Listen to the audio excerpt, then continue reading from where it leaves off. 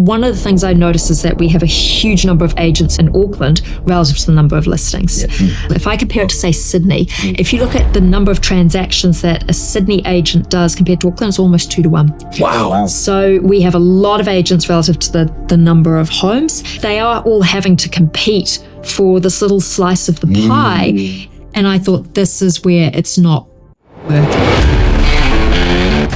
When you go to join an agency, if you're new, they often get you to work the buyers. So they take the most junior people and say, you can go off and run buyers. If you're coming in and you're working buyers, you're going to get a little teeny tiny cut of someone else's fee that you then have to split with your own business as well. And the problem with this industry, there's low trust across all groups, right? No one trusts anyone. And actually, that buyer's agent is actually a seller's agent just working with the Precisely. buyer. This is often your largest asset. Like, get a good agent and they're worth their weight in gold. Business owners, as both of you would know, are people who understand the value of getting a really good consultant to do something better than you can do it yourself. I'm going to say something controversial. For years, I've heard how technology is going to take over and there'll be no need for real estate agents. So long as there is emotion, there will always be a need for real estate agents. What's the most meaningful lesson I have learned in the last 12 months? That's a great question. Well done, Jen. Tricky one too. I like the car question. We're not going to let you off the hook there.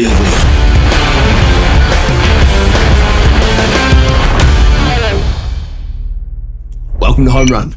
This week, we've got Alex Martelli. Now, Alex is inspirational. She's brave. And she runs one of New Zealand's leading buyer agencies. Now, that's something we're going to talk more about, but her background's huge experience in international property, headed up a couple of large real estate agencies, buyer divisions in the UK, was it Singapore? Hong Kong. I mean, these are the lovely places, but here you are in New Zealand. And you've been up and running for a few years now. Yeah, a couple of years. Yeah. So buyers agencies, let's get straight into it. Okay. I think people have often worked with a buyer's agent, but maybe they weren't even a buyer's agent. What exactly is a buyer's agent? Can you tell us more? Yeah, it's a good question because it's an interesting term. That idea that a real estate agent markets himself as a buyer's agent, I found to be unique to New Zealand. When I lived over in Sydney, you don't get that. Sales agents focus on selling because that's what they're really good at doing. And then you'd have a committed, dedicated buyer's agent. So in the context of what we're discussing in terms of an actual technical buyer's agent is someone who has a fiduciary responsibility to the buyer. They solely represent the interests of a buyer in a transaction. And it covers a few different things. And I'm going to talk about in the New Zealand context, it's quite different to a buyer's agency in Australia and the UK. And I formed it this way because I saw what we did in Australia, I saw the market in the UK, and I saw the market in Hong Kong. And I thought, how do we take the best of each thing and then cater it to New Zealand buyers? So what you're essentially saying is that you have someone in your corner, someone who's representing your best interests, because the difficulty here is that the real estate agent has a fiduciary responsibility to vendor and a duty of care to a buyer. And I feel sorry for agents because it must be very hard trying to marry those two things. It's, you're talking about two groups of people often coming from very, very different perspectives and different objectives as well. So we complete all of our due diligence for the buyer. We know the market very well. We tell our buyer, here's how much you should actually pay for the property. Here's our strategy to buy the property. Do we bring the option forward? Do we leave it? Do we think it's going to pass in? If it's a negotiation, how much should we pay for it? What can we do to incentivize? What have we heard through the market about that property? We went to auction on a property last week where I knew a couple of agents who had appraised the property. I knew what they had appraised it at, so I already knew what the vendor's, sort of expectation is. So you end up gathering a lot of insight. But what we've essentially said is we are going to make ourselves experts in a market looking through the buyer's perspective and just solely helping a handful of clients at any one time. So it's a niche service. It's a small number of people because the bulk of our work is in that due diligence process. And if I were to say how it differs to what I did in Australia and the UK, in Australia, you're often, because the market's often on quite a high rise, you're just trying to say, here's how we're going to buy the property and secure it. And often it's a pre-auction offer. You do a fair amount of due diligence, but the homes I find in Sydney are just generally better built. then, and a lot of what you're buying over there is apartments as well, much more common. In the UK, it's a very different market because you don't have auctions. So then you're dealing with negotiation and what your savings are. In fact, in the buyer's agents in the UK, they often charge a percentage of the savings off the asking price. Oh, wow. And then completely different out in Hong Kong, especially if you're buying back into the UK, but you're dealing with Hong Kong buyers in terms of what their incentives is, and that tends to be very education driven.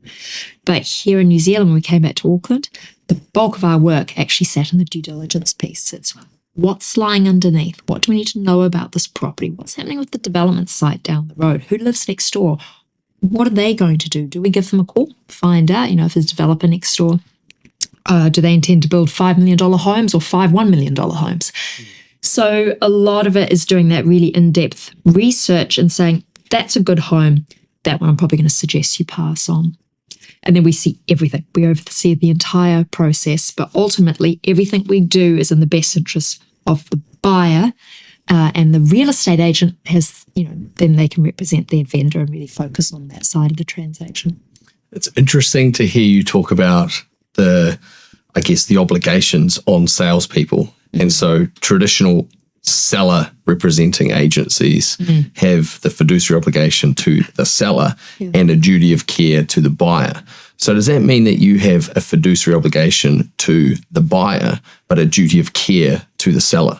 So if we were dealing with a seller direct, then yes, we would, because you'd be putting it around the other way. Vast majority of properties that we buy, there is a sales agent involved. Even for the ones that are off-market, and I'm happy to have a chat about off-market properties, but we buy quite a few off-market. They'll typically usually still have a sales agent involved. Couple of times we've bought directly through vendors, and it's not ideal, and we try to ask vendors, please engage a real estate agent, because agents know what they're talking about, they know the market, and also they're there to represent your interests. I find it interesting, people who get caught up in the weeds of things go, the 1% fee and the 2%, and I just think, but this is often your largest asset. Like, get a good agent and they're worth their weight in gold. And at least they can represent your interests and I can represent the buyer's interests as well. So typically we really just focusing on the buyer because the agent can look after the vendor. It's quite interesting to hear you say that, because I know that perhaps some people that have considered being buyer agents, it's almost like the reason they're doing that is they've got a little bit of a chip on their shoulder against the traditional real estate agency model. It sounds like you kind of have respect for that, and you're really just wanting to bring, a similar expertise to bear, but in favour of the buyer. Yeah, I do. And I think the problem is, because I've heard this for years, I've heard how technology is going to take over and there'll be no need for real estate agents. So long as there is emotion, there will always be a need for real estate agents, because people have an emotional connection to their property and what they perceive it to be worth, and buyers have an emotion, connected to the property or to their own property as well. So the agents are there to give you good advice, but also to market the property in that very period of time, because the value of a home can vary month to month according to how much competition you have. What's happening with the property, what's happening with the climate, anything, what's happening in the economy. So the agent is there to try and secure you the best outcome. It's not always about price either. It's trying to find the right buyer for the property who has the settlement that's going to work for you, or can meet your requirements, your negotiating requirements. Most people want top price, but not all. And we've had this before where we've dealt with, especially in off-market transactions, where actually people's confidentiality and privacy trumps taking the property to the market, trying to get top dollar for it. So yeah, different motivations for different people. We shouldn't all assume that everyone hates agents and wants top price. They don't. But it's interesting your point. A number of people who have come to me and said, I want to be a buyer's agent. They go, because I've had a bad experience as a buyer relating to the sales agent. I go, well, just be mindful here. The agent's in a really difficult situation. They're trying to do the best thing by the vendor. Sometimes buyers do feel a little hard done by the agents, and sometimes rightly so. And other times I think, well, the agent has their responsibilities. It's interesting, the difference between markets, and I know we're going to focus mostly on the New Zealand market, but I'm keen to hear what you learned from other markets. And also I remember a good mate of mine in the States, he wanted to buy a holiday home, I think in Lake Tahoe or something. He lives in the Bay Area. He says to me, hey mate, any tips on choosing an agent? And so I started going in and giving you a few tips, and it was only after a couple of minutes that the kind of penny dropped for both of us that he was talking about selecting a buyer's agent. And I was totally. And it just goes to show the mentality. I mean, so perhaps that's part of it, but I guess there's a different framework there. But I guess it's much more common in other markets to engage a buyer's agent, and perhaps that's going to come here. But in some respects, almost the way our legislation is crafted, that does provide some consumer protection, even when dealing with a seller agent. It has perhaps allowed it to continue without having created that. I find it disagree with me, please, if you do. I think it's interesting because there are much more blurred lines here of agents who act as a buyer's agent. The challenge I have here is that there are some sales agents who are really good at working with buyers. I brought in a lady called Karen Atwood. She deals with all of our North Shore clients, and she's fantastic. And the reason she's fantastic, and I got to know her, is that I was a buyer, and she followed up with me and followed up with me and followed up with me. And she was very honest about the house. And I thought, you're actually a better buyer's agent. You really care for the well-being of the buyer. And she's got the side of her that loves investigating property. So that's great for our business because a lot of what we do is investigative. But I think the problem with a buyer's agent here is that when you go to join an agency, if you're new, they often get you to work the buyers. So they take the most junior people and say, you can go off and run buyers. I personally wouldn't want my money being dictated by the junior newcomer to the business. I just wouldn't. Actually, yeah. The other thing is that they don't have that responsibility. They're ultimately, if you're coming in and you're working buyers, you're going to get a little teeny tiny cut of someone else's fee that you then have to split with your own business as well. So for David buying a property and whether you pay 1, 1.2 or 1.4, I don't care because the fee split is going to be so tiny. And actually, this is worthwhile digging into. That buyer's agent is actually a seller's agent just working with the buyer. Precisely. And I'll tell you an example. I had a lady approach me and she goes, I want to be a buyer's agent.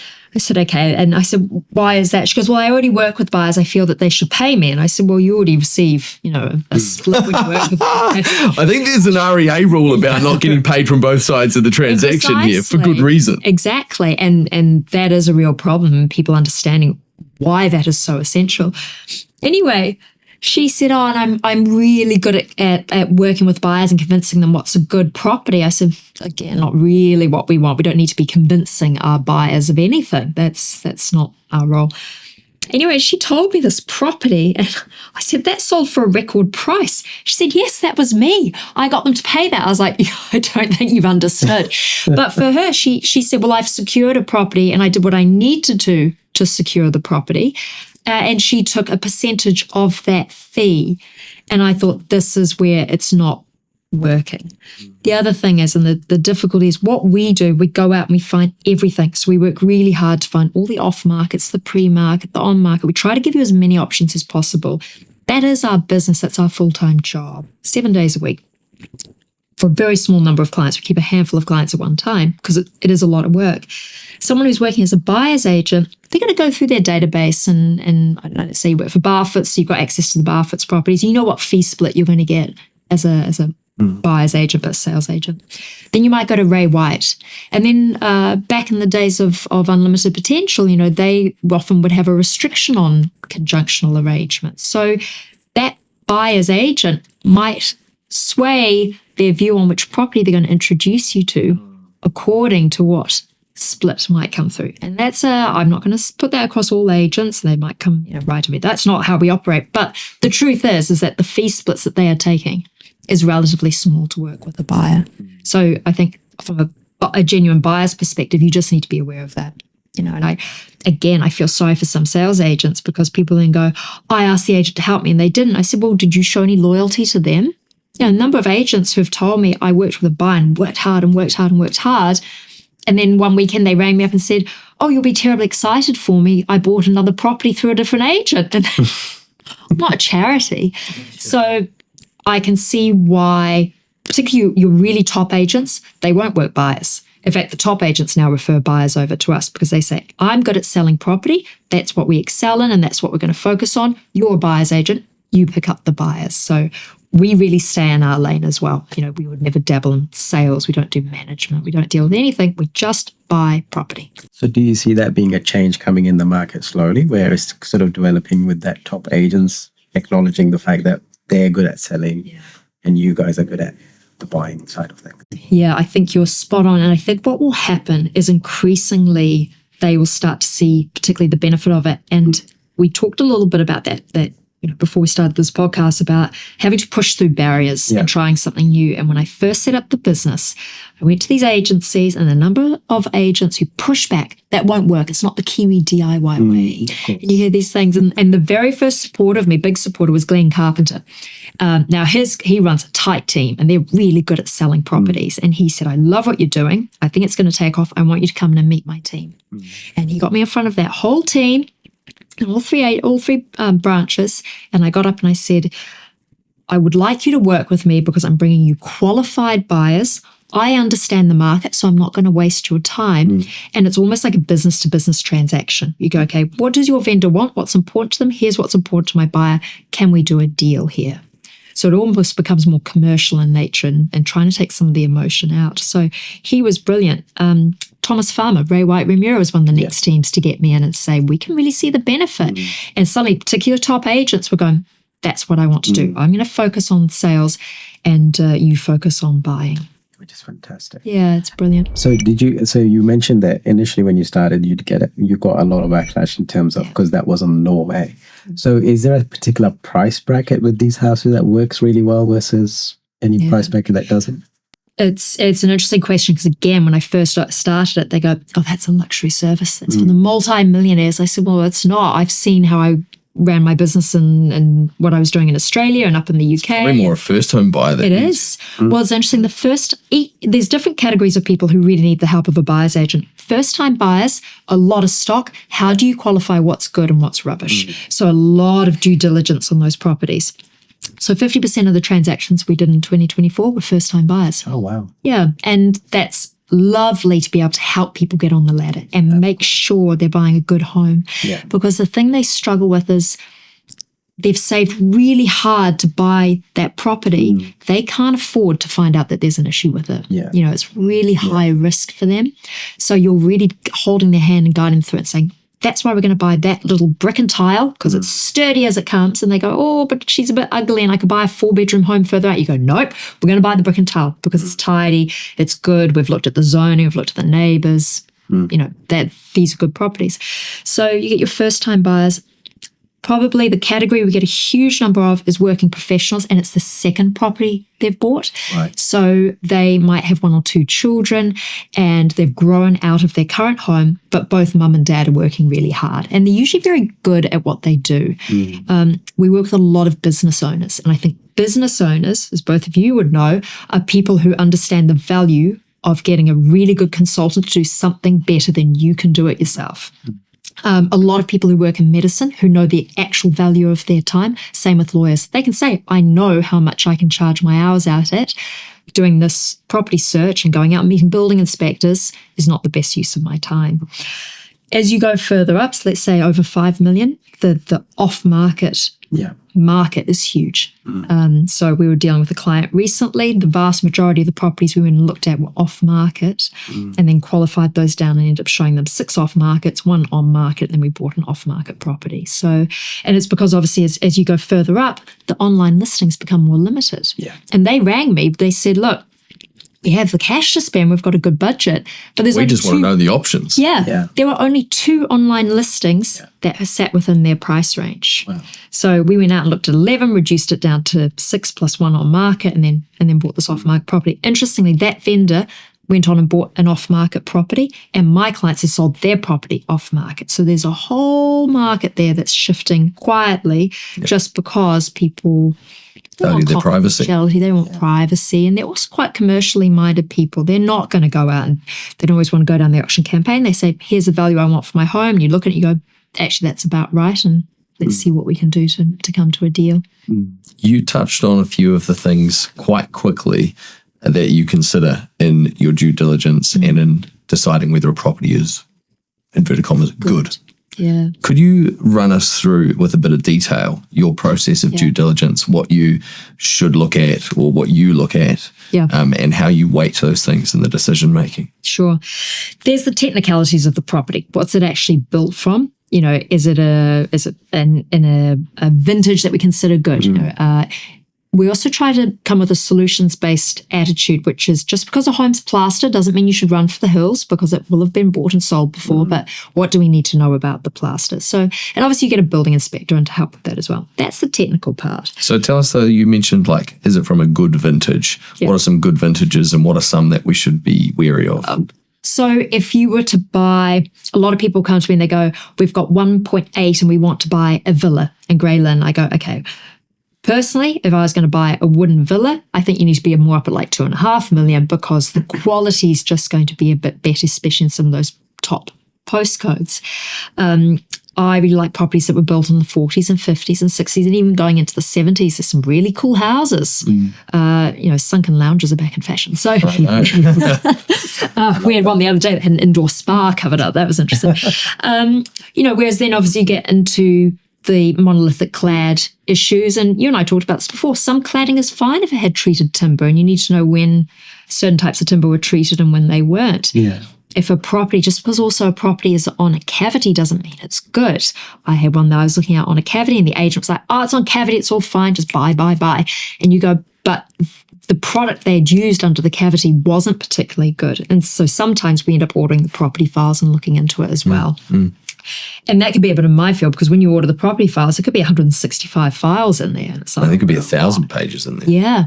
So we don't promise our clients we're going to read every document in the property file, but it is interesting when you actually research it and this is why it's really important for agents to know that this isn't a way to hold back a property. It might actually help you if you understand the background on something. It might explain why something is showing as non-compliant on the limb. But these homes do involve a little bit more research and investigation. So you take the technicalities of the property and then you look at, okay, well, what's the ownership of a property next door? So I'll give you an example. I was looking at a property recently. There's a big empty site next door. For a lot of buyers, that would spook them, like, development site. And you go, well, let's look into it. So I found who owned the development site, rang the guy because there's no building consent against it. Well, he's planning to build a couple of luxury homes, which are going to sell for about $4 or $5 million.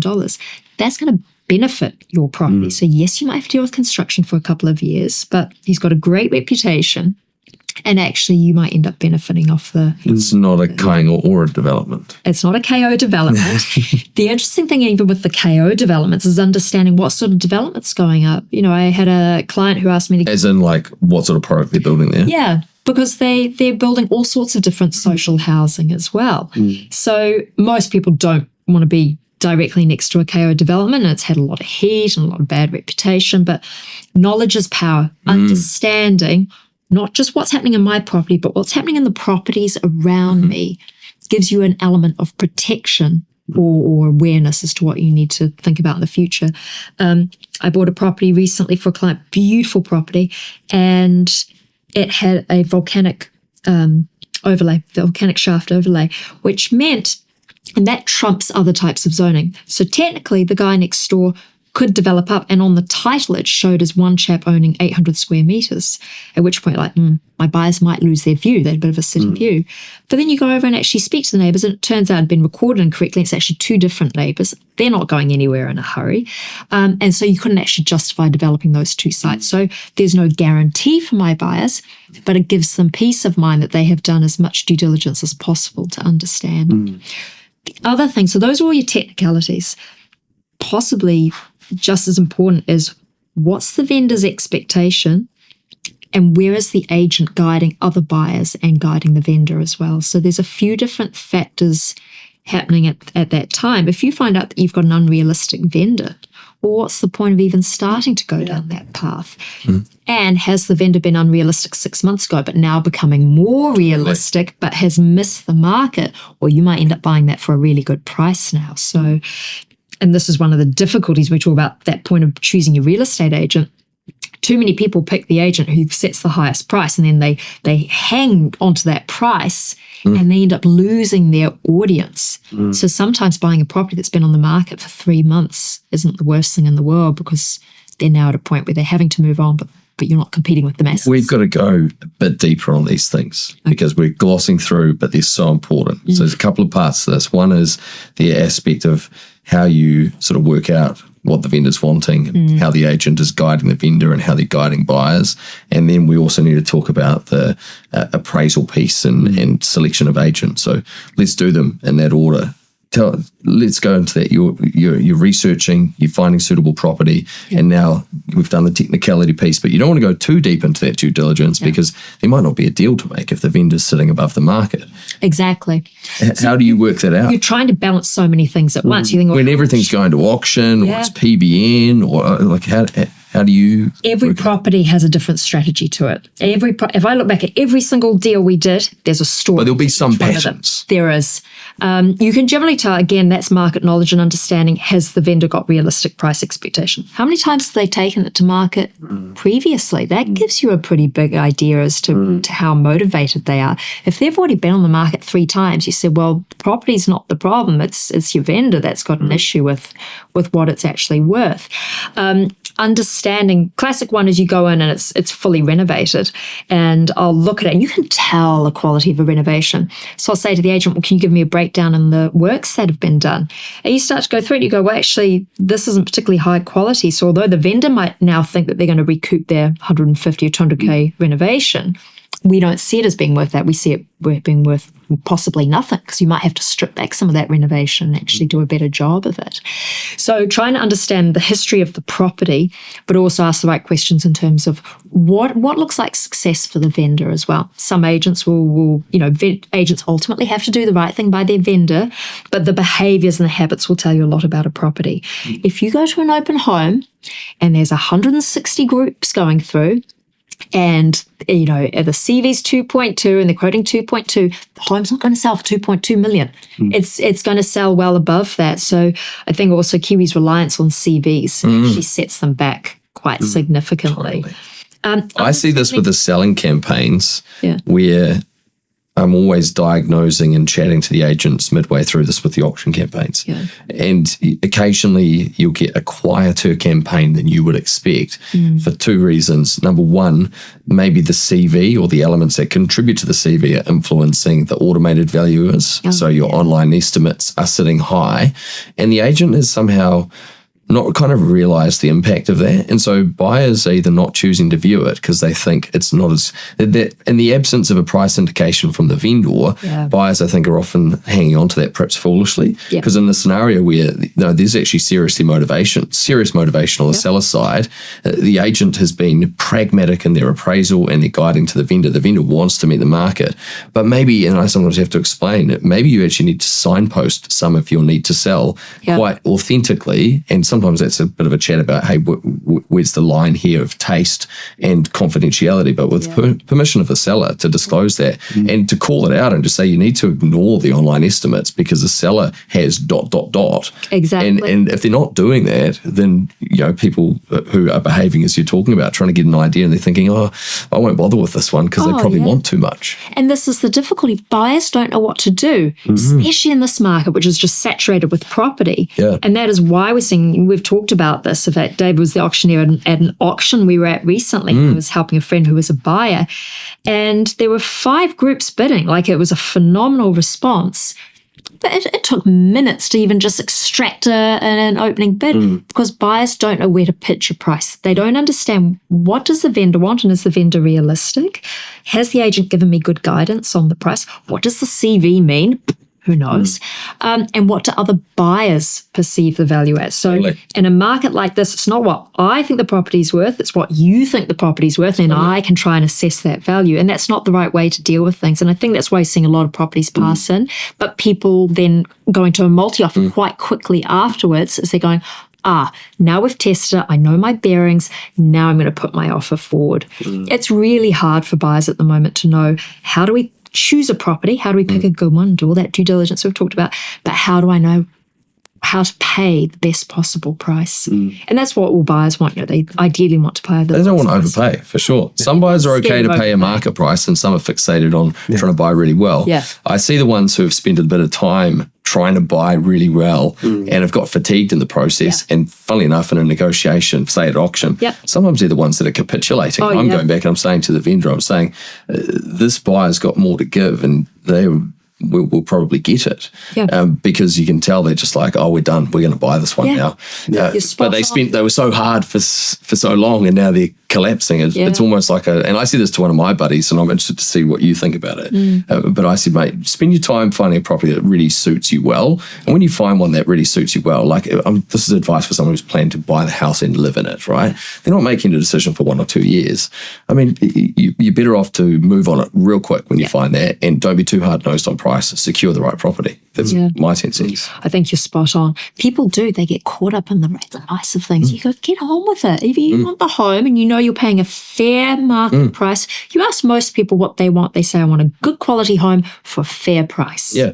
Because there's a lot of crap you can buy out there and you can get it for a bargain if that's something you want, but you have to deal with the risk and the repercussions with it afterwards. So, and that is why we've always said, let's go for quality homes. It's always try and buy a really good quality home because it's not going to cause you problems in the future. And yes, you may end up paying a fair price, and our job is to try and get it for the best possible price.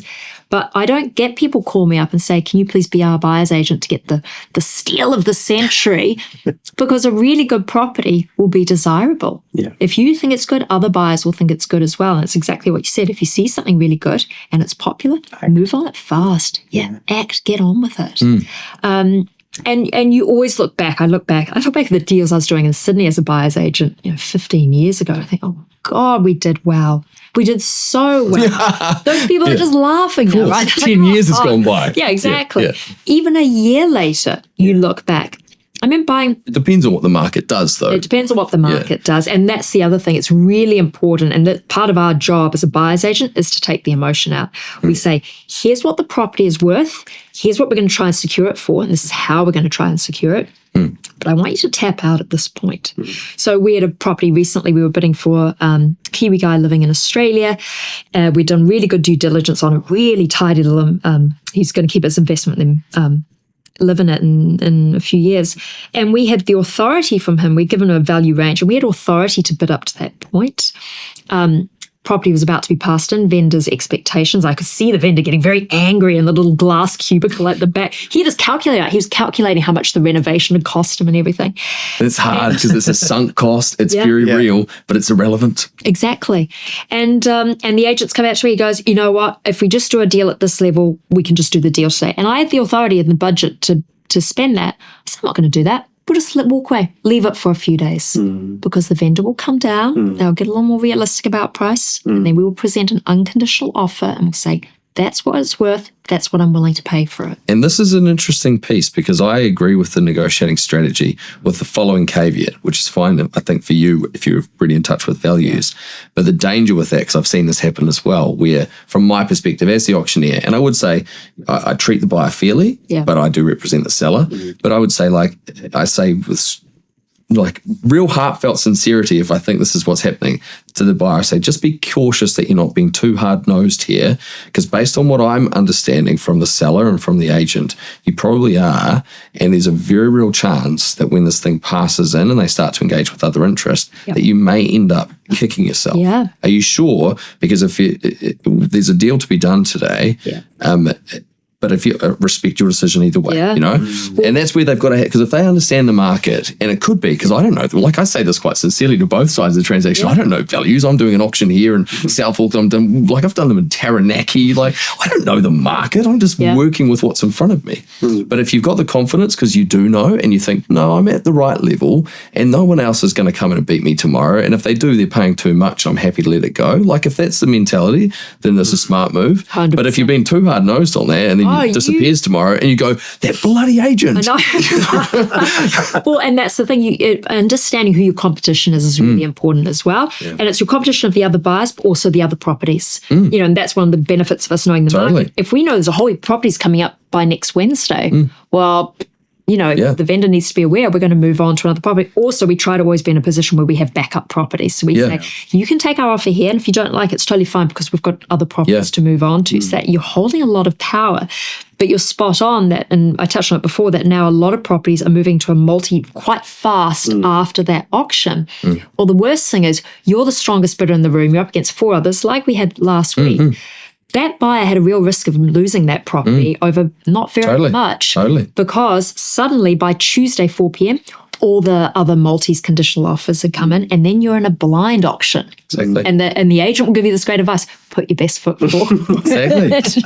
And there's nothing more infuriating than hearing an Totally. agent say, "Put your best foot forward." Yeah. So, and What should they? Because you know what? Here we go. So here's things agents should say instead.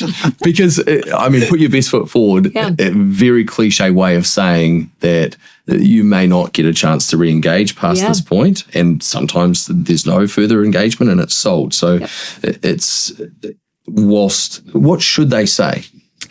well, do you think? for the vendor's best interests, they are actually saying the right But is there a different way to Are say it they? then? Because surely it's almost like the media picks up a story and you see 4 different media outlets all saying sharp as attack, sharp as attack, sharp as attack. And you think, are they just coordinated or lazy? Are these agents coordinated or lazy? So the media goes- Yeah. I remember my old sales manager used to say, and this was like coaching me and like multi-offers working with the buyer for the vendor was, remember the words of Robert Muldoon? And he was well before my time. Think big. So you be clever. Sense, Come up with something more. It was a brilliant concept. If I was a sales agent, which I'm not, I would call the buyers and I would say, I want you to put forward an offer that you're not going to regret, that you might miss it by $10 tomorrow. Think about what the home means to you and imagine that feeling of not securing that home. Because the problem with saying, put your best foot forward, well, I already know from our buyers, a lot of them we might be looking at a property at 1.5, but we've actually got 1.6, 1.7 to play with. That doesn't mean we're going to pay $1.6 million for that. And this is a rookie mistake by some, I was going to say junior agents, but actually that lets a lot of people off the hook. This is just a mistake that some agents make, is they are finding out what the buyer's budget is, but they're not genuinely engaging with that buyer on this particular property. And they're feeding back to the vendor, we've got buyers with a budget of 1.7. And the seller's hearing buyers with a budget of 1.7 for my property. And when I'm querying the agent leading into it and they're telling me this, I say, okay, and what about for this property? I don't know. And they're not going to tell me the truth anyway. I say, well, yeah, I agree, but I hope that you've been making it very clear to the seller that this is not necessarily their budget for this property. That's just this buyer's budget. Spot on. Man. And the problem with this industry, there's low trust across all groups, right? No one trusts anyone. So when you're selling a property, the neighbor tells you it's worth 2 million. The genuine buyer tells you it's worth 1 million. It's probably worth about 1.3. But the agent, and again, I feel a bit sorry for agents because I say it's really important to give high quality feedback. And you're spot on. We should adjust this as well. There's so much good stuff to talk about here. The things that I think are genuinely helpful for the sellers to know about working with an agent and for agents who haven't figured this out. What you just said is so true. Yeah. The neighbor comes through and says it's worth 2 million. That's not buyer feedback. No. That's the neighbor. Possibly neighbor Exactly. feedback. And you know what the neighbor, exactly, the neighbor's thinking to themselves, well, if I tell the agent 2 million, one of two things, he'll talk it up to the buyers and make them pay that, or at least he'll prevent them selling it at that level where it probably should be sold because it'll make my house look cheap. Exactly. So that qualification of buyer feedback, and I credit to agents because I think a lot of them do try to get good feedback, and some don't. Some are, and I think they just go, "What did you think of the property?" Here's another odd question. It's the only time I've heard this is in New Zealand, is where they will say, agent will say to the buyer, "What do you think it's worth?" And poor buyers, so many of them, they don't work in real estate. And they go, I don't know. I know. And do you know what they're doing? This is what I think they're doing. So I sit with agents and coaching, and this agent who's, by the way, I take my hat off to this guy because he's really he's doing great work and he's in a career progression in terms of his skill set. He's calling back after the open home. He's looking firstly to see if people are engaged in this property or if they're pursuing others. He's doing well with that. And there's this particular buyer. It's a large home with almost like a granny flat type configuration. So it'd suit a larger family or group together. Anyway, he's got he goes, these people really liked it. They're perfect for their needs. On the phone to them, and they say, actually, we're going to pursue this one in Manarewa. I could watch his face. He's crestfallen because he thought they were going to fire on this one.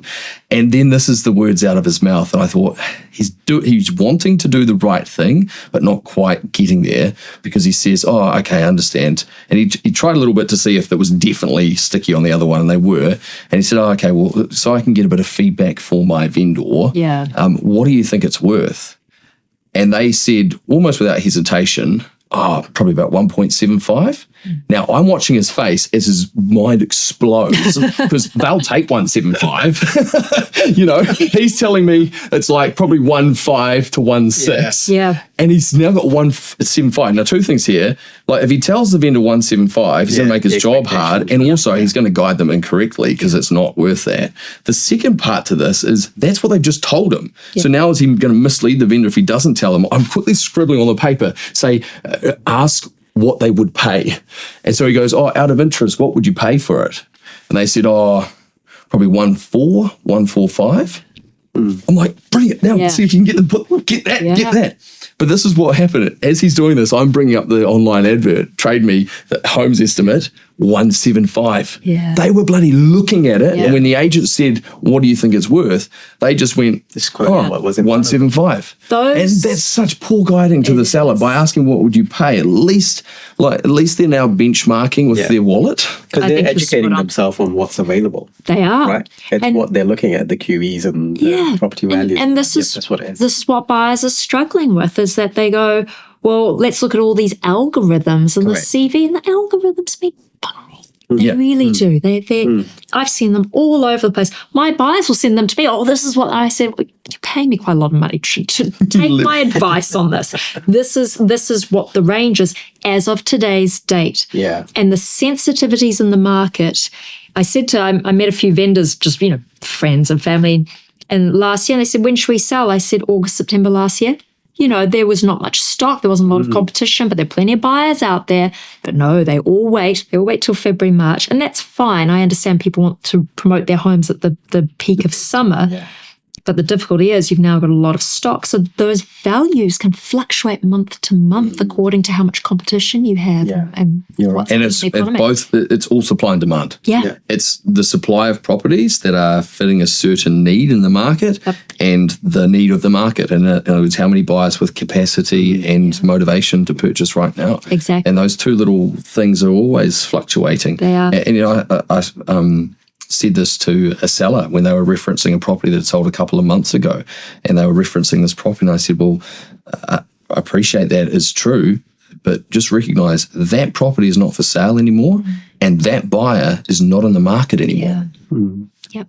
It's a new thing. And we should talk about the appraisal piece, because this is quite important in the sense that, and I say this to agents when I'm coaching them, I say, you've got to understand, and maybe you should tell your owners that what you're trying to do is you're trying to say, what the market will be tomorrow based on what I know today by looking in the rear vision mirror. Yeah. You're basically trying to drive this car looking in the rear vision mirror. That's really, really well said. And it's very hard. I mean, one of the things I notice is that we have a huge number of agents in New Zealand, in Auckland, relative to the number of listings. Yeah. And I'm sure that's true everywhere. It is, but it's got a particularly high proportion here in Auckland. If I compare it to, say, Sydney, if you look at the number of transactions that a Sydney agent does compared to Auckland, it's almost 2 to 1. Wow. So we have a lot of agents relative to the number of homes. And there's all different reasons for that. It's a relatively easy industry to get into. You can do it part-time. So there's a lot of agents who might do one transaction a year, and then there's agents who are doing 20 or 30 transactions in a year. So there's a huge discrepancy. But they are all having to compete for this little slice of the pie. And it's really hard for them to know, how do you compete against other agencies? How do you compete against other agents within your own agency? You've now got agencies who have got multiple agents who all are experts in that patch. Yeah. So how do you outdo those other agents? This would make a bloody good TV show. Right? Wink. Nudge, nudge. I think about it a lot, because I just go, because sometimes I'm asked, who should we use to sell our home? And we made a decision early in this business to not take referral fees. So if I recommend David is your sales agent, it's because I think he's really good. And I'll tend to give a couple of suggestions. I'll just say, look, I think this person's, they're really prominent there in their patch. They're very responsive. They work hard. That's the big secret to real estate. It's working really, really hard. And they've got good tech, good teams behind them, and they're committed to getting the deal done as well. So I do put a lot of thought into who I suggest. So suggesting, I think this is interesting. I want to understand this a little bit more, because it does two things. It kind of helps agents who would like to get more referral business. But also I think it's essentially giving some tips as to what a member of the public should consider when trying to select an agent. Yeah. So is it just your friend that you know in the business? No, I've referred agents I can't stand. But Really? Yes. Okay, so what would be the reasons? Because they're very good at, I shouldn't say I can't stand, but I've referred over an agent before who I hate buying from, but he's a really good sales agent, gets really, really good prices. Yep. And Because he's by the vendor and you'll buy the buyer. precisely. Yep. So he will do, other buyers don't particularly like him in some ways, but he gets top prices. And that's because he's very, very good at what he does. He's very experienced. He's got a very good team around him. And to be fair, his team are really nice to deal with. And he's fine, but he's a vendor's agent. That's what he prides himself on, is getting those top prices. So I don't need to have a personal relationship with them. It's just you see people and you see by their effort and their hard work. And if you're talking to them a lot, if they're responsive, if they're active in the market, and if you deal with them and you think you're doing a really good job of giving good advice to the buyer, good advice to the vendor, and you're selling these properties, they're generally a really good sales agent. So I try to say to vendors, don't always pick the agent who's giving you the highest appraisal. What are they backing that up with? And how well do they really understand the properties that they're quoting to you? And it's your Rear Vision, example. But also, I think one thing that has made a lot of people lazy is computer-generated CMAs. Yeah. I'm like, I look at some of these CMAs, I'm like, that's not comparable. That property faced south and had a damp garden. It's a lesser version of AI. Yeah. Like it's an algorithm rather than intelligence. It's parameters that are set that it's doing at a certain percentage of the land and the house size and the age of construction. It's not factoring everything. No. And the problem, again, agents are now having to produce so many CMAs for so many. But if you're going to use AI, you better proofread it. And if you're going to use one of those things, you better proofread it. Precisely. So because we also do a sort of CMA for our buyers to say, here's how we've justified what we think is the right value. But we go through each property and we send a link over and go, this is why we think it's comparable. We went through the property and actually it had lovely natural light in the living dining and they presented it beautifully and it didn't have much competition at that time. That's why that sold for that amount.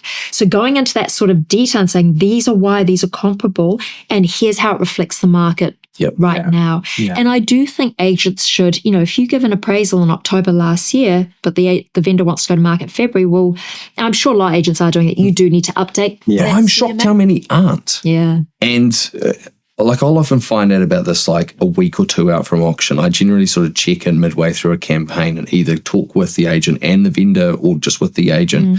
But I'll often ask, what did you appraise it for? And then, okay, and would you appraise it at the same level today? And I know from having done that a lot that there are plenty of agents and I think we should talk about the dynamic. There are some agents out there who are deliberately overquoting because they think that if they say a high price, the seller will choose them. Yeah. And the perhaps sad truth is that some owners are choosing based on that higher appraisal range because it's what they want to hear. Greed and fear drive so many decisions, right? And of course you want to hear that. There's also agents, though, I would say this because I think I don't want to tar with the same brush. There's plenty of agents out there who I think probably get it right sometimes, get it a little bit bullish sometimes and a bit bearish sometimes. And they're doing their best to do that. But once again, they're doing the drive the car looking in the rear vision mirror thing. So if an agent's done that, I've often suggested in the REA guidances they should reappraise, but I see in so many cases that they're not really reappraising and they say to me, but I'm giving the seller the feedback and I've been updating them about those recent sales. I said this on the phone to an agent and the owner the other day. I said, have you done a new appraisal? Oh, no, I haven't. And the agent says to the seller, would you like me to? Seller said no. And I said, okay, well, that's all right. But I still think it's probably best practice. If you appraised it last year and we're sitting in the market in March, you absolutely should be doing a new appraisal based on those new sales that have happened in the last quarter. I guess it's hard for agents because what is the risk that you won't get? What's the risk that the listing will be taken off you if you have to come back and say, really sorry, vendor, but turns out your property's worth $200,000. I totally, you know what? It's a good thing to call out. So it's important to have that empathy to the agents. And maybe I'm just becoming a little cynical. You're right, though, that the ethical, moral, right thing to do, and by not creating a rod for your own back, is to try and give the most realistic price as possible. I think that agent did this to me, I would probably take it with a pinch of salt. I'd say thank you, and I'd say, out of interest, could you give me your honesty sheet? Yeah. Like, can you just give me the appraisals that you've done over the last year, Yeah. and then where they sold, so I could see, are you chronically over appraising, or are you kind of, making an honest attempt here? And of course, you're just like everyone else. And by the way, subject to market trend, because if you're appraising and the market's going up, you're always going to look and feel amazing. And if the market's going down, some agents are beating themselves up. I mean, it shouldn't really be the thing that a seller's basing the choice of agent on. Yeah. But I like the knowledge piece in the market, where you can tell I'm passionate about it. I kind of find it interesting. It is interesting, isn't it? And I think one of the other things that would go a long way, because some things are out of your control, right? If you get slammed with a whole lot of property, if COVID came up again and suddenly the market, you couldn't do open homes, things can change. But one thing you can control is how you launch and present that property. And I think the agents do have a responsibility to go to a vendor and understand the property and say, here is how we're going to make the absolute most out of this property, to put forward the best that we can. That is having a realistic price expectation. That is how you get the best result. I guess the biggest challenge on that is if I'm a vendor and I'm looking at all this data on available to me, and then an agent comes to me and goes, hey, by the way, it's worth 200K less, and then as a vendor, you think, first of all, you're not going to like that at all, because you obviously want the price to be higher than that. So naturally what you just said is you're more likely to listen to another agent that's giving you the figure that you want to hear. But how do you manage those expectations? So it's a very challenging, probably prospect for an agent to go, how do I give them the bad news, but also educate them around why? The whys are the important part that tends to be like the miss in a way, is kind of going, how do you hook them so that you can educate them? Mate, I'll tell you the coaching that I give to an agent. I'm really interested in both of your perspectives, because it's quite interesting. Like, I've got the kind of industry perspective. You kind of know the industry, but you're sort of sitting on the seller side and you're working with the buyer. I mean, the coaching that I give to agents is, I think you need to make a really good, honest attempt at the appraisal, but you should use it as a way to demonstrate that you know what's going on in the market. Exactly like you said. Hey, I know that property. It was filled with natural light, and there was a particularly strong campaign. There were 3 buyers who actually probably took it above the standard market range. And so we have to be quite cautious about relying on that as a signpost to today's value. Like, being able to talk confidently to that when another agent wouldn't do that. They just say, oh, your property's worth X because of this. I think that shows some, or the opposite way around, by the way, the sale that happened in the building, it was whatever the situation. So I coach salespeople to focus on what, demonstrating what they can control. Here's how we're going to approach our marketing strategy, and here's how I handle it by inquiry. Here's how I'm going to communicate with you. But what do you think? Well, I mean, as a seller, I'd prefer to have that tough conversation and actually then climb the ladder rather than the other way down. Interesting. It's the worst thing, right? When you're going, you've overquoted it. You seem to be controlled by logic and reason. This is the problem. But it's how do you manage the emotion? Well, you're emotionally attached to your property, right? If it's my property, you're emotionally attached to it. So obviously you want the best bucks for it. So there's that dilemma of going, how do we deal with this situation? Of course, we want the best for the vendor, but at the same time, we need to be realistic on what we're selling. Precisely. Right. And then that becomes a bit of a challenge. But my preference would be is that I have that difficult conversation at the start and then actually climb up rather than the other way down. Because that's probably more difficult to digest when you're midway through the campaign. And they go, hey, by the way, the feedback is a lot lower than what we said. Although I know right now, I can tell you right now, and I bet there's someone who's going to jump in the comments. They're going to be the agent who's been honest, missed out on the business, and they'll be saying, I knew it was only worth that. But it was the other agent who sold it. You do get that, right? And sometimes you end up looking at appraisals, and my friends will show me, and I think, oh God, what a range.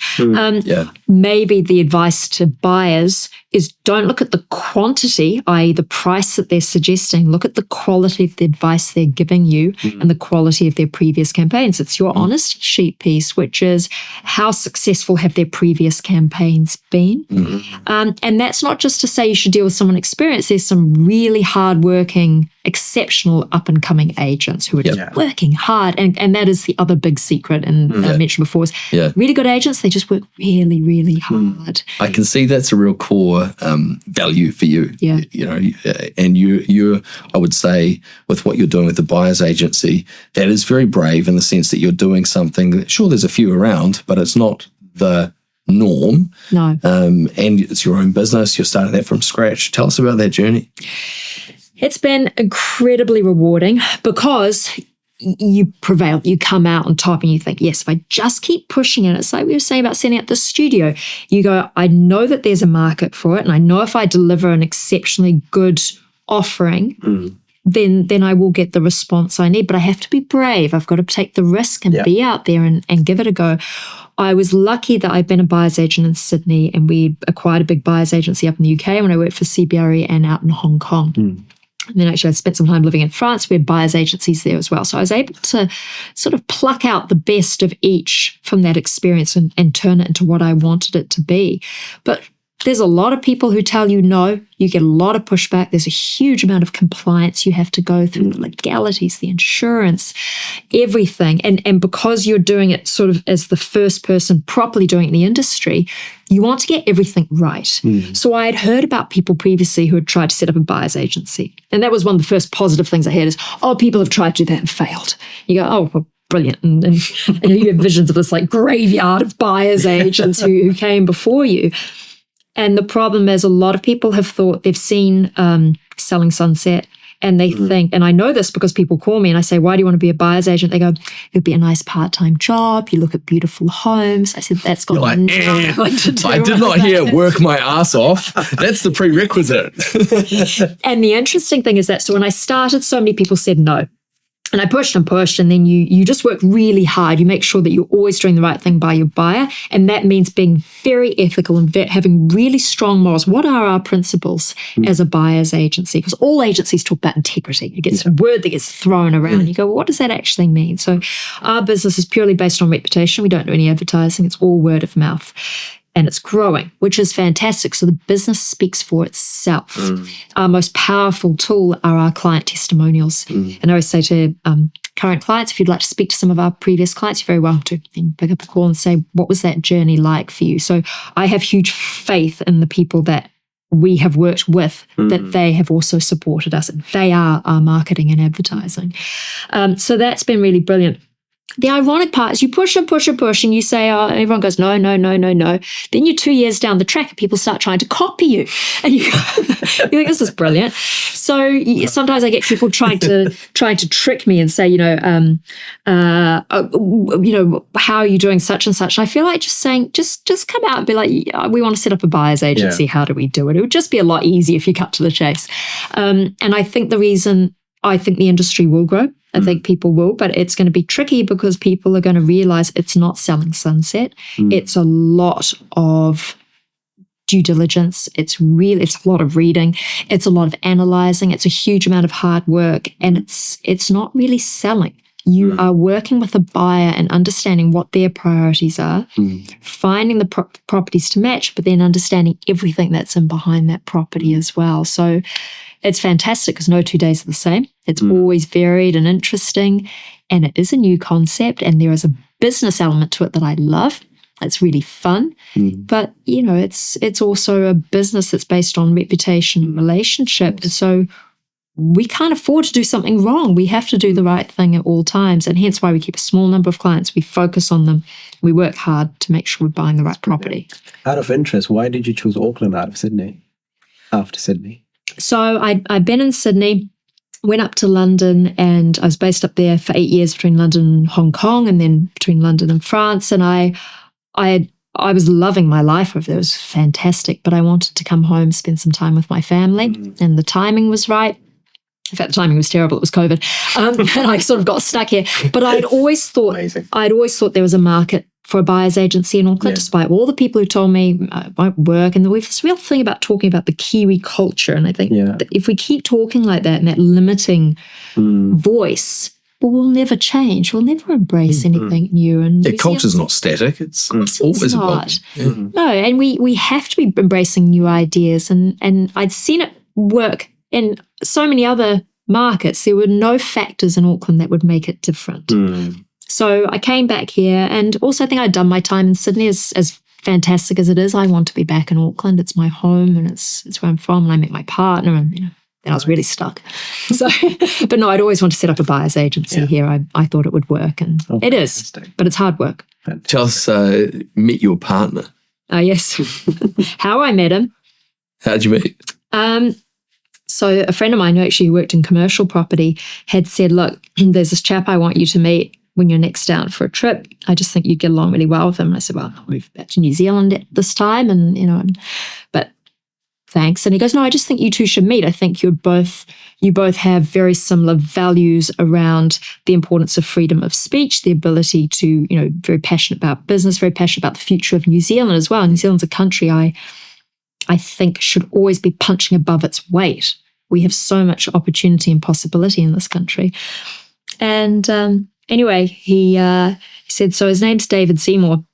He's a politician. I said, yeah, I'm familiar with David because I've been living out in Hong Kong during the protests, and I know that David had been quite, outspoken about what was happening and how important it was that Hong Kong wasn't going down that path of Chinese rule. So, and quite spoken about supporting the protesters. So I knew who he was, but just thought, well, he's chap in politics. And we had dinner together. So it wasn't quite a blind date. Not quite, but there's a group of us for dinner, and I just thought, what a clever man. He's really passionate about what he's doing. You want to talk about hard work? He's a hardworking man, and again, you have to be. And I thought, he really knows what he wants to achieve for New Zealand. I think it's really important he's there. So anyway, we were friends. I ended up moving back to New Zealand later that year to be near my family. And we were friends for about 9 months before we were a couple. And it was nice. I deliberately wanted that because I want to get to know him really well. And also I didn't want a life in politics. It's not I'm very interested in politics. But playing politician's wife wasn't my goal. Yeah, nice. It actually is interesting because you probably feel like you know people that are in the public eye, but I would say this is an interesting develop with the age that we live in, where you can watch really long format content. You can watch a bit of Parliament TV, you can watch the media, the press gang. I got to say, man, take my hat off to David Seymour, the way that he handles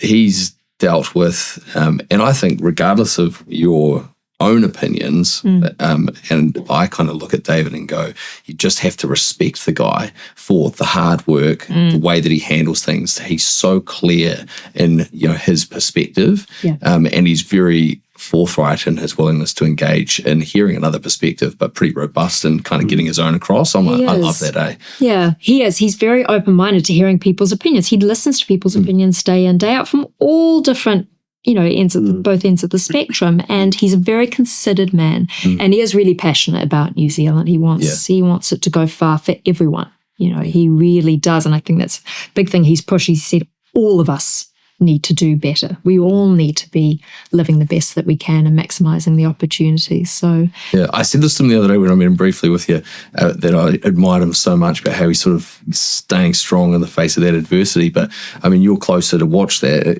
What would you say have you learned from, I guess, the last 6 months? Always having faith in what you believe in and sticking to it and knowing what your values are. He works very, very hard.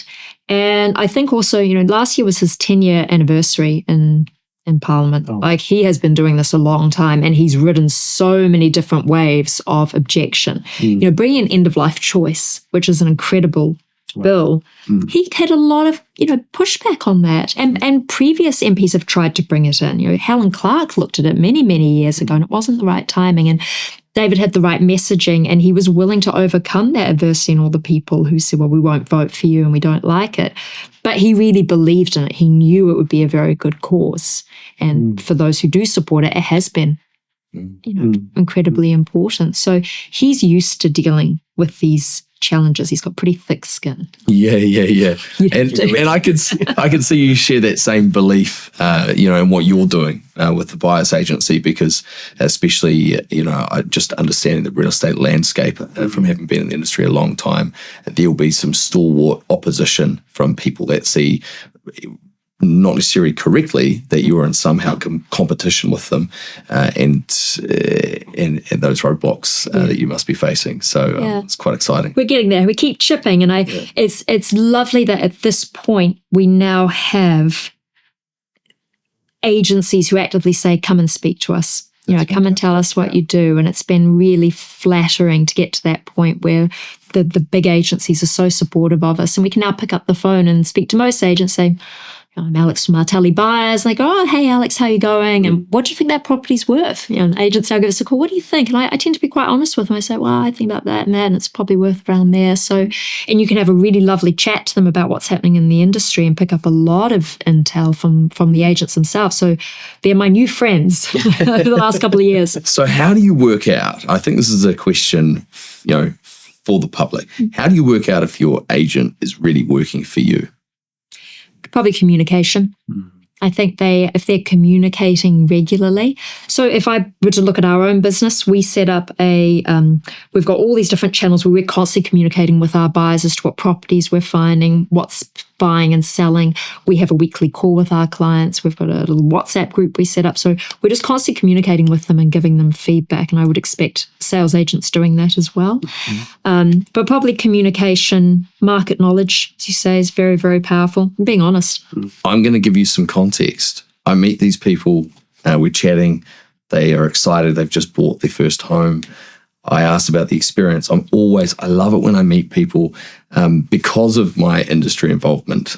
Anytime I'm actually talking to someone who's right there at the pointy end of the transaction, I'm always interested to know about their experience, good, bad, because I'm learning from that because I'm trying to help agents do better work. Anyway, they said, we had a great experience. Oh, fantastic. Who'd you work with? Oh, okay, blah, blah. And they said to me, we used a buyer's agent and we just don't know why more people wouldn't. And I thought to myself, I'm like, this is really interesting because I know a buyer's agent. Alex, right? And I said, who'd you use? And they showed me and I looked them up and they are working for a seller agency. Yeah. So I guess going back to my question, how do you know if the agent's actually working for you?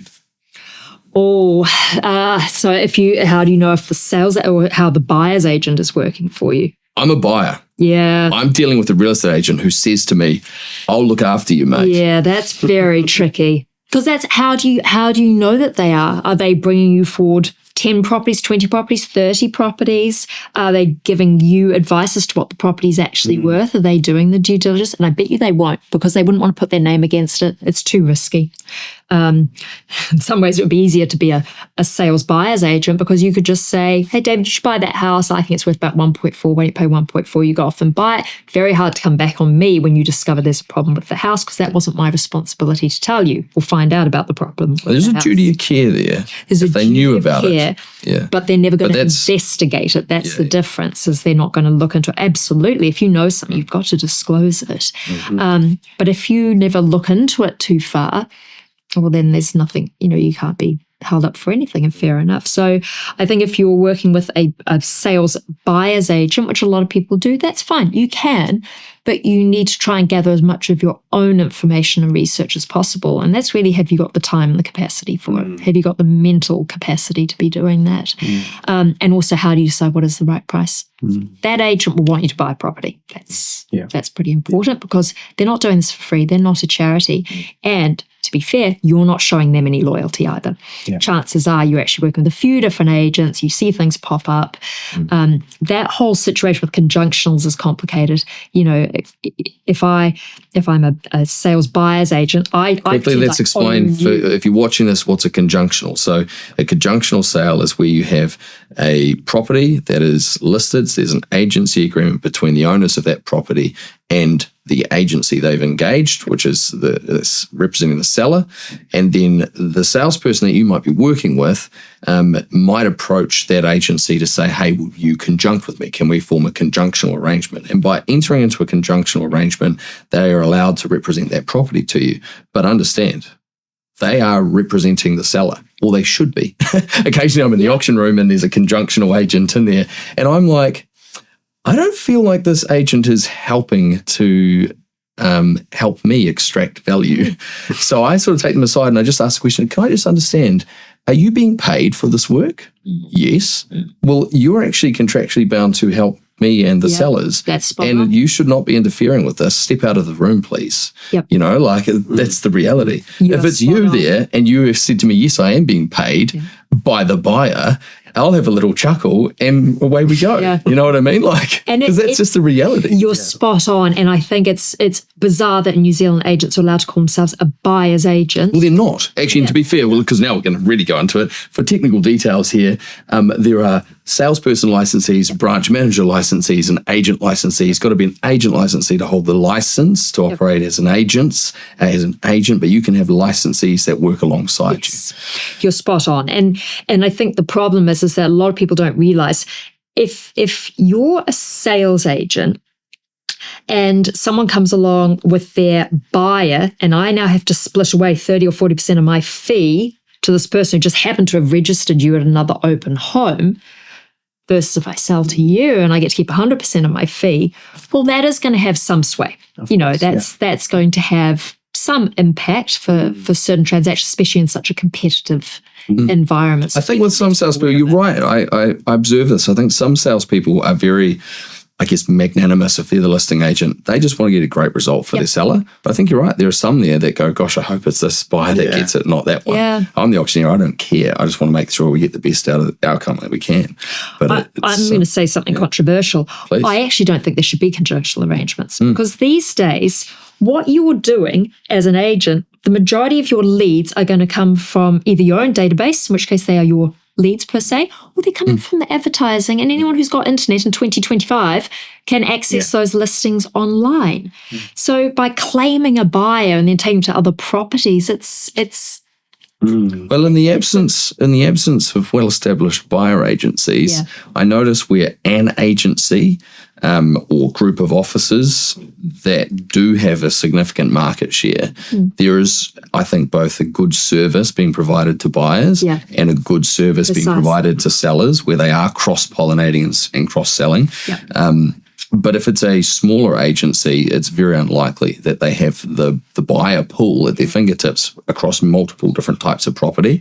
But I don't think that matters big time in terms of the result for the seller. True. Because actually, do you want to sell it to just the buyers the agency's in touch with, or do you actually want to make sure you market it to all? As many buyers as possible, don't you? You want the widest possible audience. So that bit with the fees and the slicing and the pies and the bits, it's complicated. It adds another complication that I think a lot of vendors and buyers wouldn't realize is also happening. So, and that's why I say there's a lot of agents who don't even get involved in that. They just say, that's not my forte. I'm good at selling property and that's what I'm going to focus on. Yeah.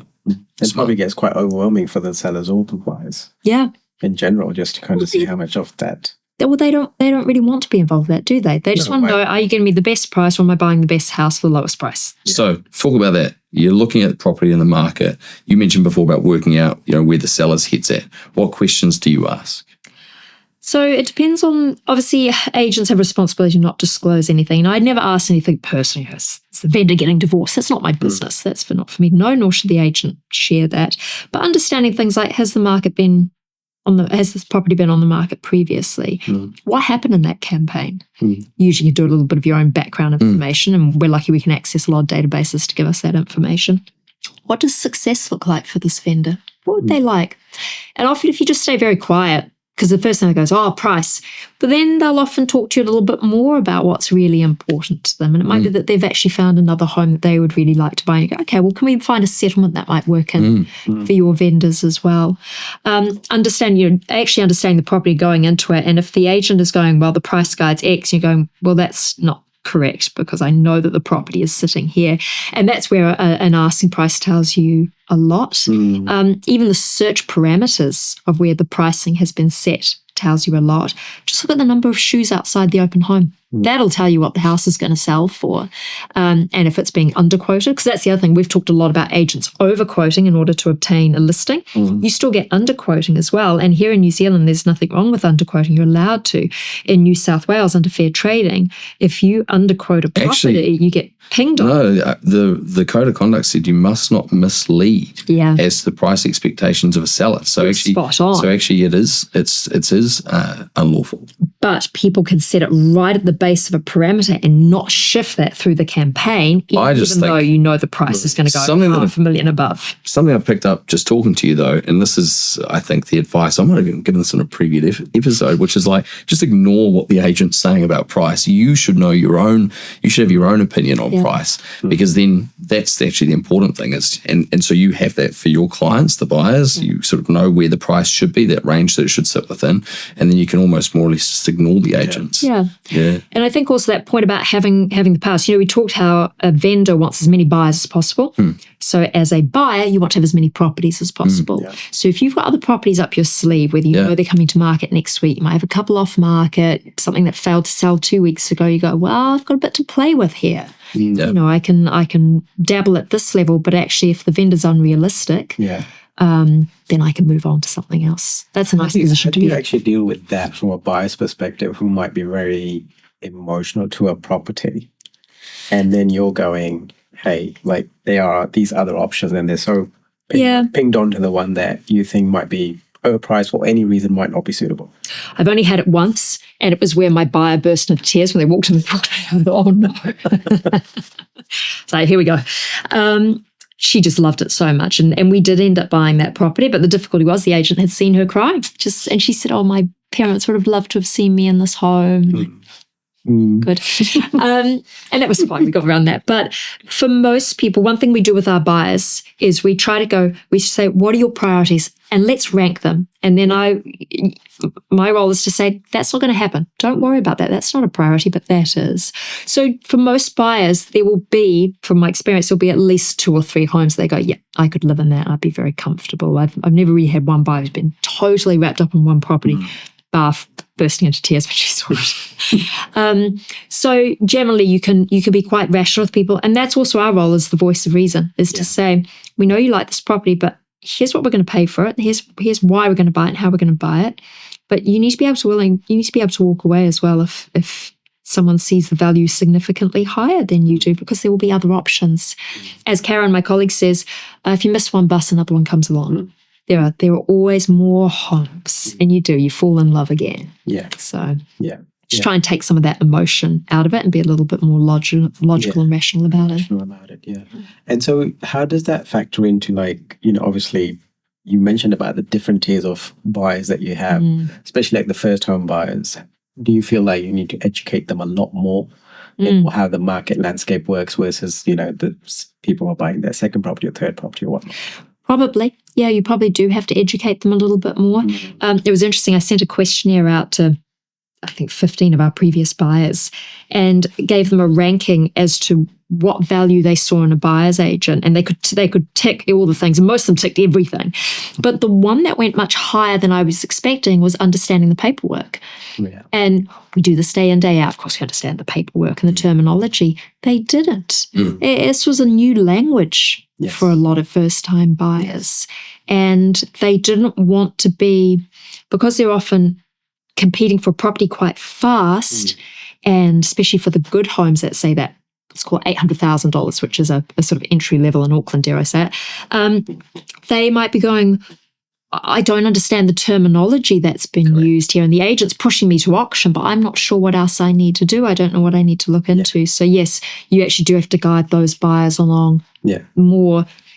They are some of the most rewarding searches you ever do, though. You're spot on there, because like I was saying to you earlier, like we throw terminologies around like PBN and so on and so forth, but because you've been to thousands of auctions, but the buyer going in is the first time. That's that auction environment. And 9 out of 10 times they wouldn't know how many buyers they're competing with until they're in the auction room. And then all of a sudden they get very overwhelmed by the experience. And sometimes, especially when we go and shoot auctions for some of the agents, like we can actually see the fear in their face, how much they just feel freeze. The tension. They just freeze. Right? I mean, how do you manage that, or do you prep them really well before going into the auction? One thing, we don't buy too many properties under auction. Again, it comes down to each strategy for each property. Some you go, you know what, we are going to go to auction. One thing I often don't get the buyer to come with me. I always ask buyers to not bring children, because children can be very, very emotional. It's distracting, and kids get upset, if they fall in love with a bedroom and you don't win it. They're upset, and it's really painful. So what I always say to my buyers is we're going to go in with 3 figures. What would be your great price? What's the price that we really say is our maximum? And then if it sold for $1 more, you'd be comfortable with. And that's for me to guide them as well. Yeah. Because if someone wants to pay more than I'm advising them to, that's their call. That's their decision. They might have fallen in love with it. If you say, fall in love with a home, buy it. But we'll go in and say, that's going to be our strategy. I'll give you a good example of this. Some friends rang me up because quite often I'm asked to just come in and bid because people don't know how to bid. Mm-hmm. And this is a property over in Ponsonby, and they said, we've seen the property. It's okay. I mean, we're going to bid. We've had a builder through, but it's got a lot of problems. And if we miss it, it's not the end of the world. I said, okay. Anyway, they said, and we want to bid to 3.3 on it. So it's quite a big site. And I said, okay, yep, good. And I said, that's really maximum of what it's worth. Mm. And I spoke to the agent and got the feeling that the vendor's expectation's pretty punchy. Mm. Thought, interesting, this is probably going to pass in. So I speak to my friends and said, look, this is what it is. And another group come in and they're on the phone and they start bidding and slowly getting there. And then eventually they go past our maximum. And my people in my ear, put another 20 in it. I said, don't do that. Put another 20 in it. That's what they want, I will. Mm. So I said, well, let's do 15. And then we varied it. And you know all about auction tactic and changing around your bids.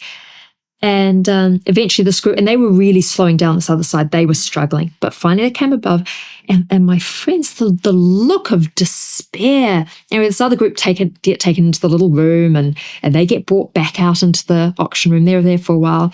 And the auctioneer goes, look, we're going to pass the property in at this level, which by this point is about 75,000 over what we've already delivered on.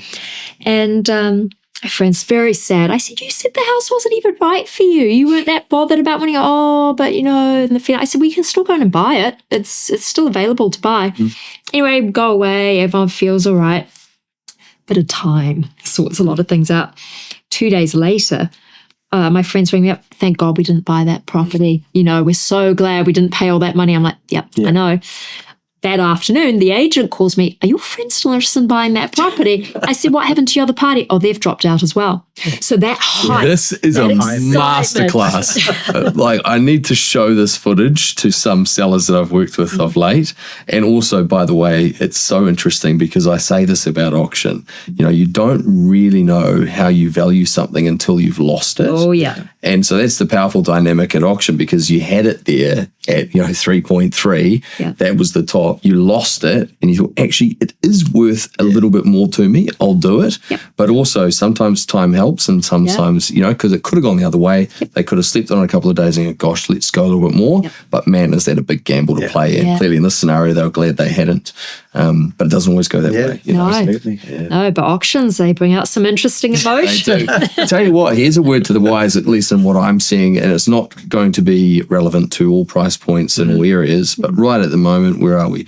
March in 2025. There's campaigns now that are getting a reasonable number of inquiries and footfall, if you like, but the number of active participants is not really dramatically higher. Yeah. I think it's still kind of that phase where there's people out there gathering information. But, you were so true about the properties that are passing and then going to multi-offer. Man, if I was a buyer today, I would do the little bit of extra legwork to be in an unconditional position because there's a very real possibility you might just be uncontested with a direct line to the vendor, and quite often a bona fide wants to meet the market seller versus being in a blind situation 100%. Where you're playing a big guessing game and you might be competing against another handful of people because they're there through the campaign now, but they still need their finance approved. They still need to get a builder through. They still, So anyway, my 10 cents. Yeah, I think you're completely right on that. Yeah.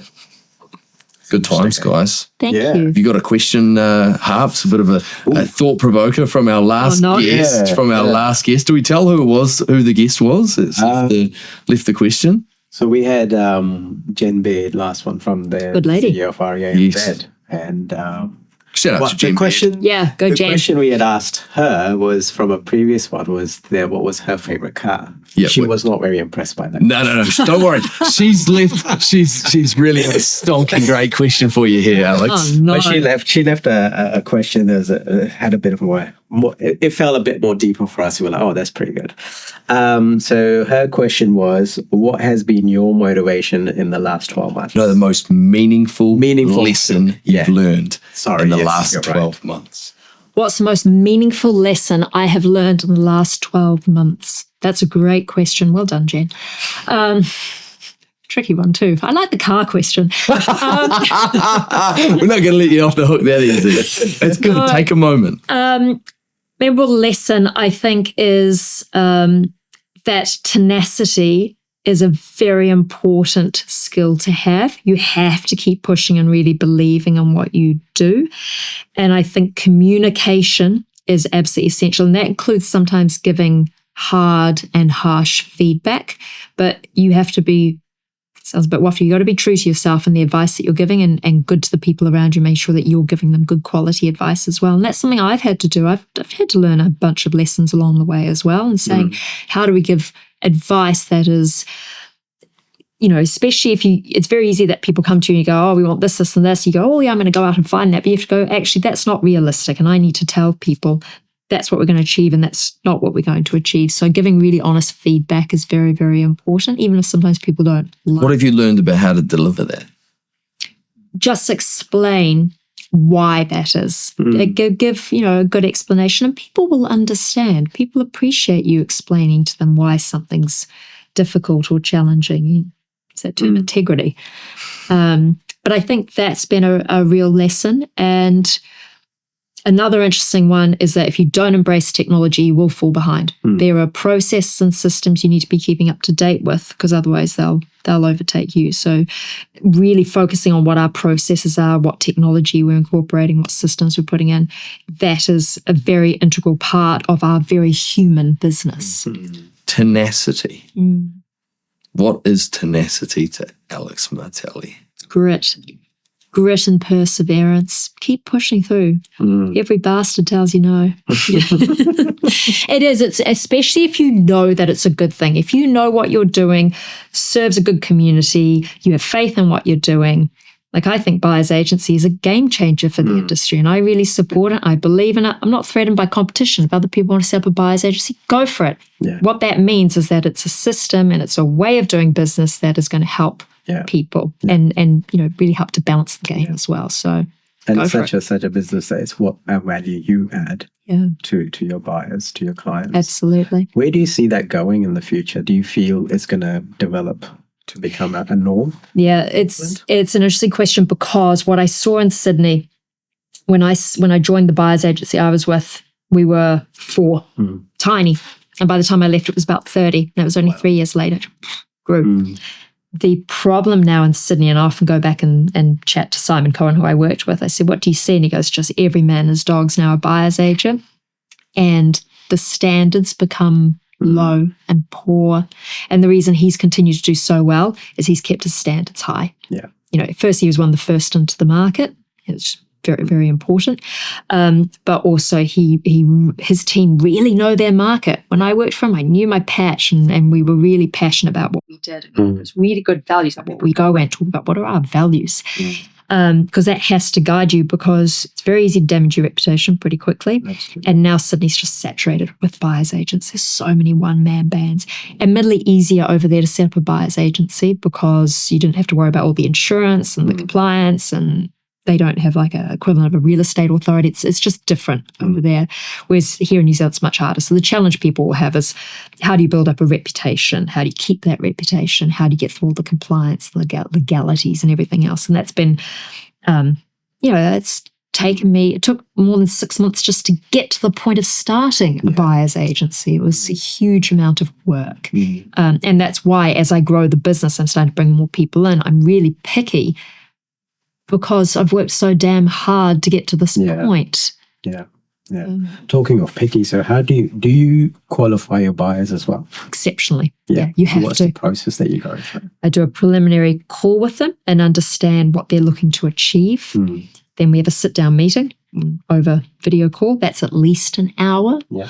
Then we go away and qualify. I say, look at these homes. Does this match? These are the types of homes that I think would match what we're going to look for. Does that meet your expectation? Is that the sort of home you would like? Yep. Then there's constant qualification through the process. If we're not buying a home, what do we need to change? What do we need to focus on differently? So, and again, that comes down to that point of communication. If something's not working, what do we need to do to fix it? Yeah. What's the danger money? What does it cost? Varies. So we charge a retainer up front and we charge a success fee. Every single fee. Can you give us an example of what that might look like? Again, I'm buying one of these $1.5 million properties in Auckland. We've done fees for as low as $1,500 to do all sorts of due diligence, and then we charge over $10,000 for some of them. We charge $20,000 for some of them. It comes down to how much time and work's going to go into that search, and also making sure that whatever we're charging, it has to be a value that equates not only to because this is going to come out of people's savings, but it's what are you going to save on the actual purchase price? How much confidence do you have in that, and how much value can you add?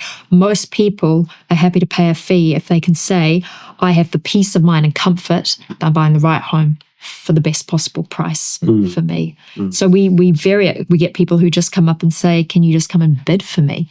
In which case I usually just do it for free because it's fun. Exactly. But that's that. So each person comes to you with a different requirement. But the one thing I will say, we do always charge a retainer because that says I'm a serious buyer. 100%. I'm putting my money where my mouth is.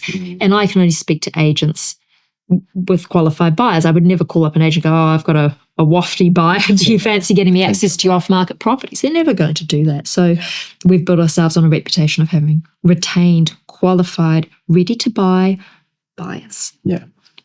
What would be your sort of top 3 tips for buyers out there who obviously are going and doing it by themselves and don't know yet that they actually need a service like this is on offer for them? I think if you are out buying on your own, and people aren't going to like this, but it's a full-time job. Like you have to put a huge amount of time and effort into it, and it's almost worth planning out your own work time to say, I'm in a property search. I might actually have to cut back some of my work hours because it is going to take a lot of my time. Probably be tip number 1. Tip number 2, use some of the available portals and resources. Look at the Auckland flood map viewer. Look at things. There's a natural hazards register.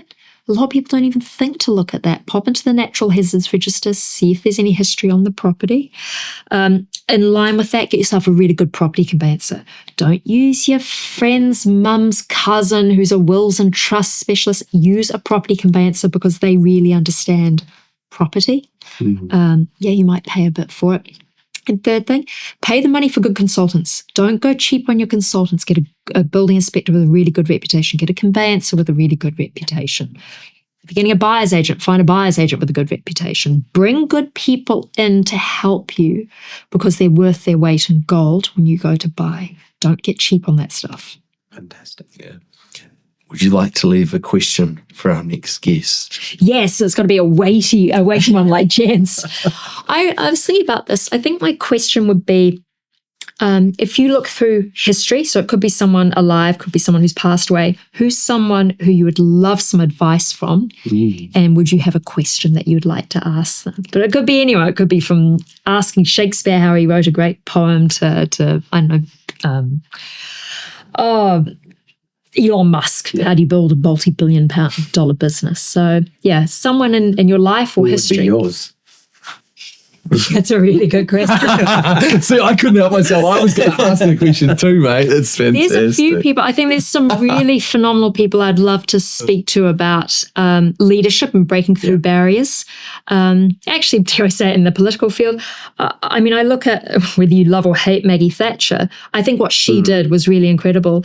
I was lucky enough to meet Helen Clark recently, and she's brilliant. Like what she achieved in her time. And it's funny when you look at how political parties change over the years and what she led in terms of New Zealand in the early 2000s and what was happening in the country in terms of a cultural scene and arts and film industry. Like she was fascinating. And she had some really good advice for me as a leader. It's not about being a woman, dare I say. It was just about being a really strong leader. A visionary leader. What was her advice? Keep pushing. No, she's got real grit and tenacity, and she's a very bright woman, and her career has continued to go far beyond New Zealand politics. Yeah, she's a real go-getter. Fantastic. Thank you. Alex Martelli, tenacity, grit, keep pushing, and yet in such a well-spoken, educated, intelligent way. What a privilege to have you with us. Thank you so much. Thank you for having me on the show. It's much Thank appreciated. you. It's been a pleasure having you here, and so much insightful information that people out there listening, there's a nuggets of information that they can take away. And of course, like the importance of having that knowledge and that sort of service available probably a lot of people out there probably don't even know that exists. And yes, there's almost been like a side-on service available from sales agent side, but that the fact that this exists and the buyers out there could be looking and going, right, we can actually tap into this and actually save ourselves a lot of time, but a lot of value. Yeah. Thank you. Actually, a little recap is just appearing in my mind is that, if you want to hit a home run in property, you've got to know enough to know that your consultants and advisors and representatives are the best in class, but don't just DIY it. Yes. Get great representation. Yeah. Why wouldn't you? This is possibly the biggest asset you're ever going to put all your pennies into. Get the best people on your side. And the landscape of the whole thing has changed so much now that you probably do need to surround yourself by the right experts. Definitely. Right. Thank you so much. Pleasure. Thank you. Much appreciated. Thank you. Thank you.